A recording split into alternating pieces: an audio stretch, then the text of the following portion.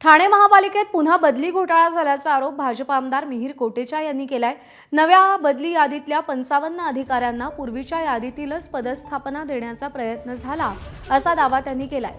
बदली घोटाळ्याबाबत महानगरपालिका आयुक्त अश्विनी भिडेंना पत्राद्वारे सतर्क केल्याची माहिती कोटेचांनी दिली। नियमित बदल्यांच्या नावाखाली पुन्हा कॅश फॉर पोस्टिंग सुरू असल्याचं कोटेचा म्हणतात। मुख्यमंत्री देवेंद्र फडणवीस यांनी आधी 161 अधिकाऱ्यांच्या बदल्या रद्द केल्या होत्या, याची आठवणही त्यांनी करून दिली आहे। बदल्या आणि पदोन्नतीसाठी 5 ते 40 लाख रुपये घेतल्याचा आरोप यापूर्वी झाला होता।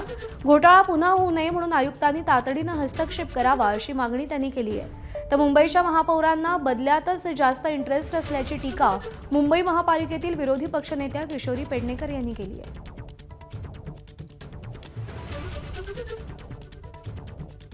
ते नवीन रूटीन ट्रान्सफर ची यादी बनवताना माझ्या निदर्शनात आलं की 55 अधिकारी जे त्या जुनी यादीमध्ये ज्या पोस्टवरती जाणार होते, या प्रस्तावित यादीमध्ये त्या 55 अधिकाऱ्यांना त्याच जागावरती पाठवण्याचा प्रस्ताव बनलेला आहे आणि तो पुढे ऍडिशनल म्युनिसिपल कमिशनर आणि म्युनिसिपल कमिशनर यांची सहीसाठी जाणार होता।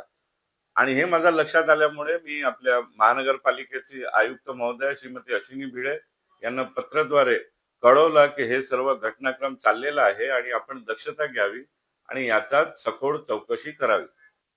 देवेंद्र फडणवीस त्यांच्या पत्राला नाकारून स्वतःचं पत्र दिलं आणि पत्रावर सांगितले की अशा बदल्या करण्यात याव्या। एवढं करूनही अजूनही ते चालू आहेत, याचा अर्थ मुंबईच्या महापौरांना बदली करण्यामध्ये फार मोठा इंटरेस्ट आहे। जर मुख्यमंत्र्यांच्या आदेशाला या महापौर हरताळ फासणार असतील तर या महापौरांचं कालखंड काय आहे पुढे जाऊन तो कळतोय। एबीपी माझा, उघडा डोळे बघा नीट।